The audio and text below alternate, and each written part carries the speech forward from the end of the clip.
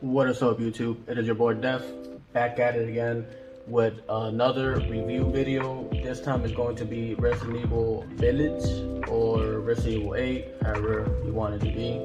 And before we start off, I'm really gonna just say out in the very beginning, just spoilers. So if you don't really know much about the game, or you don't want to know anything, or you don't want to be spoiled, then this is not it. Anyways, that being said, I'm going to talk about this game, my personal experience. I did a live full playthrough. You can see that in my channel, where I started the game and beat it. I don't personally feel like I ran through the game. I believe I took my time and I adventured around and stuff like that. So for anybody saying, oh, you just beat the game, you didn't really explore or anything like that. Yes, I did. I mean, I didn't fully explore, but I went and got stuff. So that being said, I'm gonna start off with the beginning of the game, where you start off at the house and how things are kind of like showing how it's gonna be, and how Ethan pretty much has the baby with Mia and stuff like that, and pretty much, long story short, Chris kills her and stuff, and then you like how everything leads up to be making you think that Chris is kind of like the bad guy, without it being actually explained, and how you pretty much start off and wake up and the snowy field, and pretty much you make your way towards I believe it was the house, and then from the house you went towards the villages, right? And I personally will say that I was more I was involved in the game and the story, because I wanted to know what was more going on, and I actually read the files that were throughout the whole story and like throughout the whole places. I read the files, and they kind of gave me an explanation of why things are the way they are. Like, for example, the three vampire chicks, the daughters, well, they're not really vampire chicks, right? But the daughters of the tall one, kind of explains why they're weak towards pretty much cold weather and stuff like that if you read the files. But if you kind of just play the game, you're really not gonna like, if you don't read the files or anything like that, you're kind of not really gonna know what's going on. And that's really up to you whether you want to be more involved in the story or not. And I personally liked how they went about it. I mean, they do that in every Resident Evil game, right? But I personally enjoyed it, because at first I was like, why does the cold air bother her so much? At first I thought it was because of sunlight, but the more that you pretty much end up playing, and you end up finding out it's not because of sunlight, it's because of the cold weather that's the issue. So now, that being said, on guns, right? It's the same old thing, right? You play through the game, and then you'll find a handgun or a shotgun, a sniper, and then as you continue going, you'll end up getting a better version of the previous weapon. But and this time around, one thing that they did different, and I gotta be honest, I didn't like this, is the fact that I was looking for an SMG throughout the whole playthrough, and I never found one, and I refused to buy this pistol that looked like an SMG, because I thought it was just like the second pistol that you get, where you just hold trigger and it's like an automatic pistol. But I didn't see that much point of like involving so much effort in it, because I wanted an SMG at the end of the day, right? And long story short, that your pistol is technically the SMG. Like the last version you get is the SMG, and I didn't really like all that. Because you kind of get thrown in the idea of like previous Resident Evils, everything is the same except that, and I saved a lot of my treasure and stuff like that for that moment, but it never happened. So there's a part of my playthrough where I ended up just saying, you know what, I'm gonna sell a large amount of my stuff. I'm gonna get powerful weapons and stuff like that, where where normally if I would have not adventured, I would have not been able to get certain upgrades and I get the best, I guess the best version of the shotgun. On the enemies that you fight throughout the whole game, I'm a bit bummed out on it because it's kind of you don't really see that much difference, and you don't really see too many different enemies. There's like I want to say 10, right? Different enemies that you fight. Maybe, and that's just me pushing it. I'm not including side bosses or bosses, right?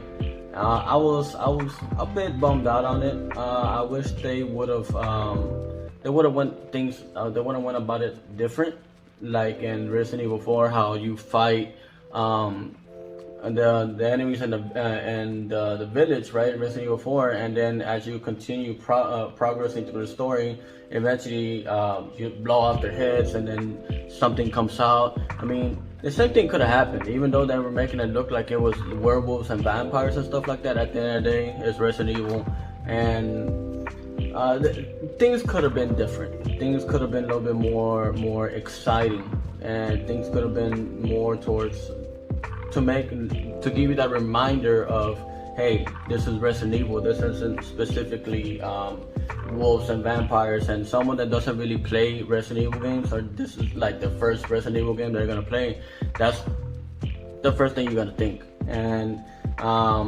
unless you read the files and stuff like that, you'll end up knowing what's really going on. And that really wasn't a really good thing. I personally think that could have been better on the enemies. Now bosses, it was another thing. I was really bummed out about the boss that you fight. I'm not even gonna call the vampire daughters. I'm not even gonna call them bosses. If anything, I would call them side bosses, right? And there's the enemy that you go where it's the doll, the white doll. By the way, that place right there, out of the whole entire game, that part of the game was probably my personal scariest. I was more tripped out in that part of the game. That part was different, because throughout the whole entire game, pretty much it's more like action, and you just pretty much just keeping an eye on your environment and stuff like that. And that part where you go and fight the one out of the, I guess, the second lord or whatever, that has Rose's flask or whatever, and there you don't have a gun or anything like that, so you can't really fight. You get what I'm saying? You have to, right there, to kind of make you okay, go around, figure how you can go around this boss or enemy without shooting them or anything like that. And it was a bit more tripped out, because when the baby boss left, with these blood all over the ground and stuff like that, and just having that baby noise in the dark, knowing that it's a huge ass monster, it was just it really I think that was probably the best part, but at the same time the creepiest part for me in the game, because it was more like this was the part of the game where I was like, oh shit, I don't know, I don't know about this one. The environment in the game was a little right? It was don't get me wrong, it was snowy in one place. Like it was mainly snowy, or it was you were either in a cave in like a snowy environment, which was like the village, or like outside, right, which was still snowy, or you would be inside a castle or in a cave. Did I say cave? I think that's a cave. Or the second to last place was the factory, right? You really don't go that many places, but the difference, I guess in this Resident Evil, it will be that you can adventure around. You can go and do things where normally you couldn't. Normally it'll be like you'll go from point A to point B, and then you will go back, but it was because it was the part of the mission. It wasn't because you could. And I think this was the first time where you can actually go to all these places, and there was things that you could do depending on if you had the certain equipment for it, which I thought was really it was a bit different, right? Because it made you go back and adventure and look for things, and like for example, like when the whole cooking thing that they added in this game was a bit different, right?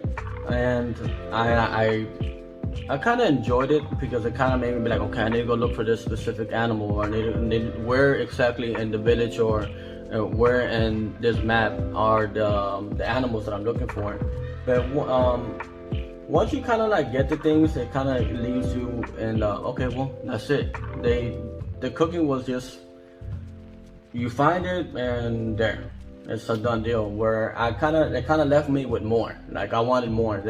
Why couldn't they add some more things to it? Where it could have something similar towards I guess Metal Gear, where you go and eat and stuff like that. Or I don't think I tried it. No, I haven't tried it. So I don't know if you can eat the animal food, but I'm pretty sure it's raw, so you can't do nothing with it. But something like that as well. You don't necessarily need to. You have the flask to heal yourself. I understand that the flask has to do with Ethan's I guess special ability, which is a bunch of bull if you ask me, because he ends up not really being that much.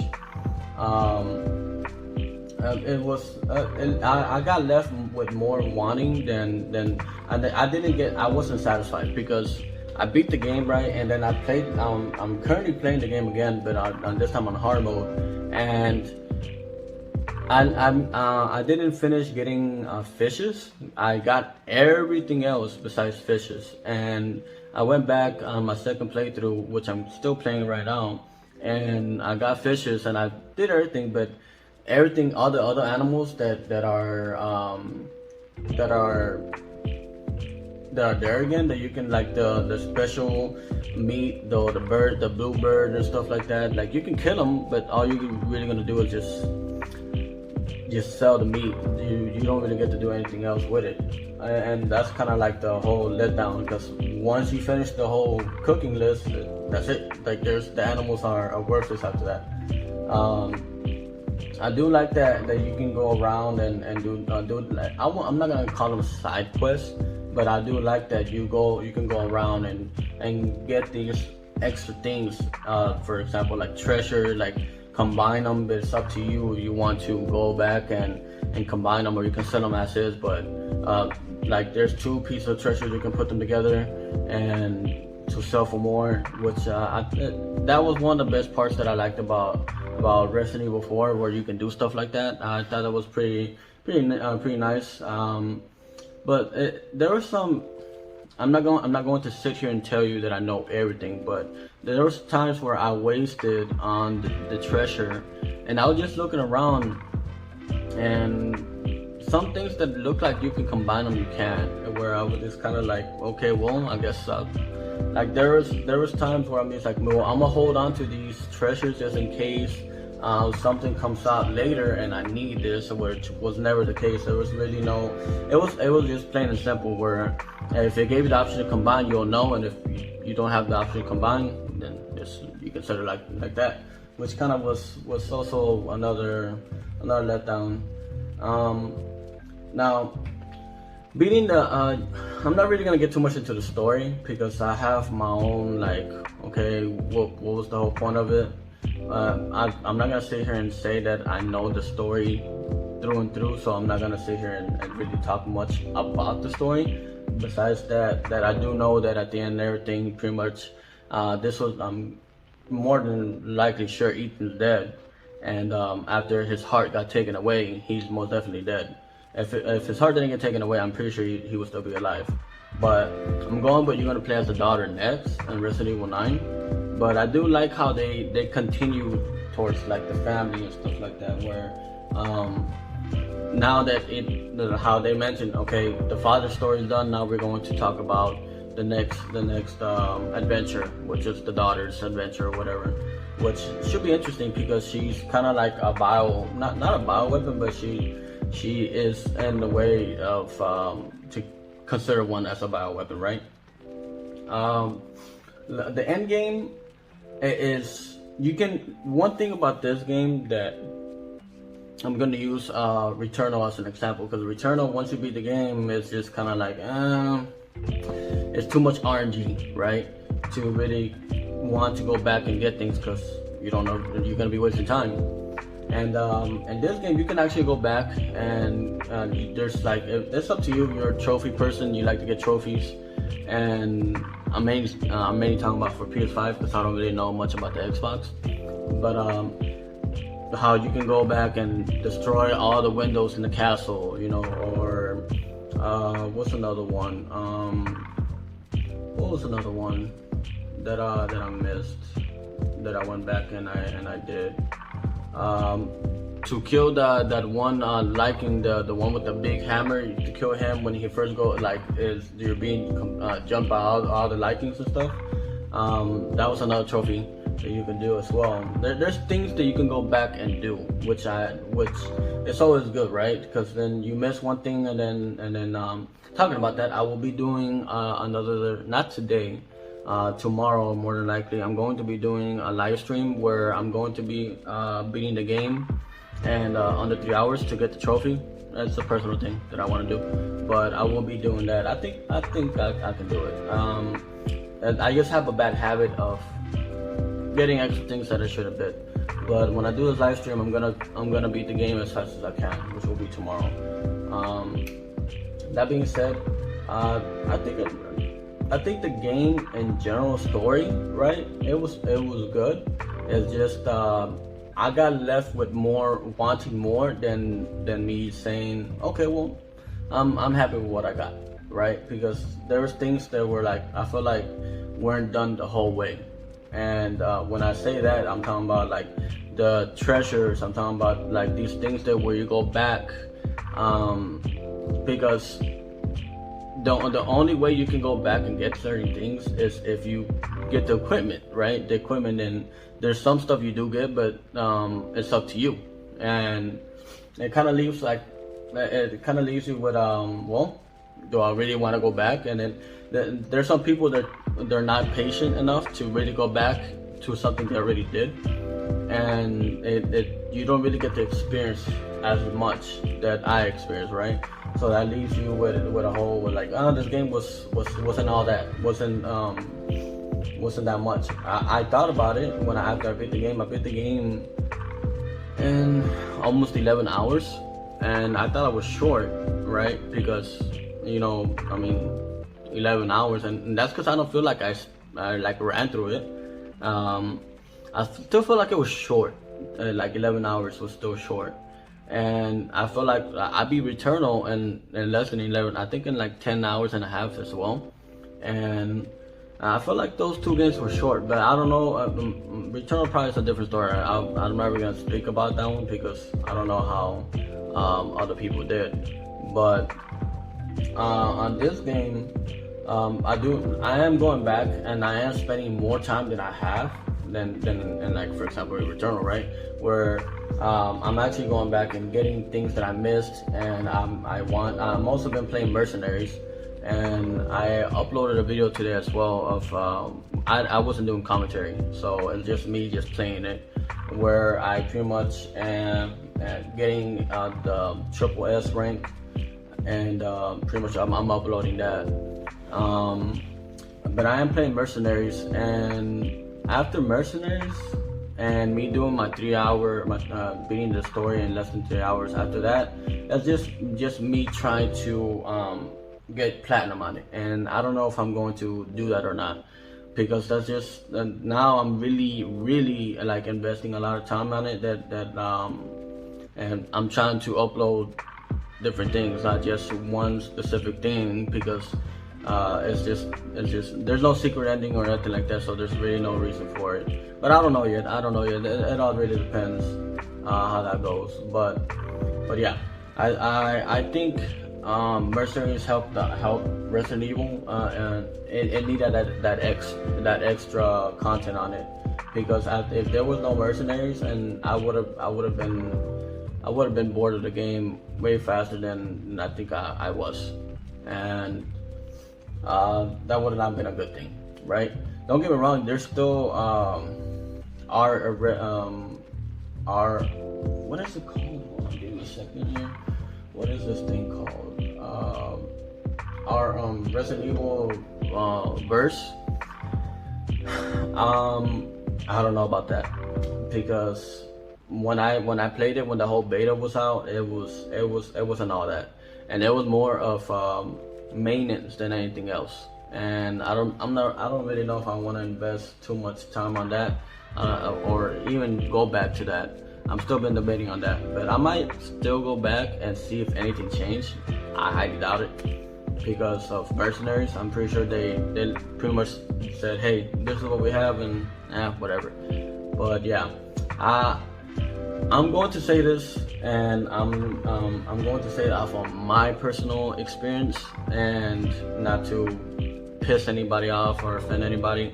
I did go back after I beat the game earlier today, and I saw IGN's review on it, and I gotta agree with the 8. I gotta agree with the 8, and I'm not saying 8 because like I don't really know what I'm saying, but the game did need more, and there was things that I will say that they could have done better on, and I can see why they gave it an 8. And I'm normally I don't really agree with IGN's whole reward, not reward, but how they pretty much how they review games, because there's sometimes where there's games that aren't as good as they say it is, and there you go. But I agree with the 8 that Resident Evil is good. Don't get me wrong, it's a good game. It has those times where you do get scared, or you do jump and then you go, oh damn, and and stuff like that. But other than that, I wouldn't go far and give it more than an 8. But yeah, I am still working on Mercenaries, and I'm still gonna do my live stream tomorrow as well.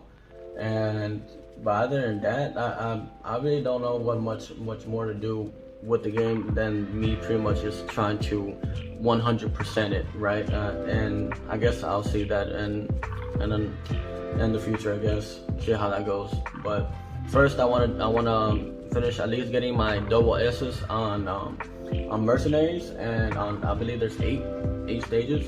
I've done 3 so far out of 8, but do that, and at least beat the game in under 3 hours. And I will be doing just in advance, I will be doing the new game plus on I don't know if I'm gonna be doing it on easy or normal, because I'm trying to beat it in under 3 hours, and I don't know, I guess I'll see. But yeah, other than that, you guys, that's it. That's my personal review on how I personally feel about the game. There's things about it that are good, and there's things about it that are bad, just like every other game, right? Would I recommend it? Yes, I do recommend it, but after your first playthrough, it's really up to you. There's not that many games nowadays where I can actually say, oh, you know what, I want to go back and replay that because I enjoyed it so much, and there hasn't really been that much of that for me. But yeah, give your boy Def a like, subscribe to your boy Def if you have not yet. Till next one, guys, latest.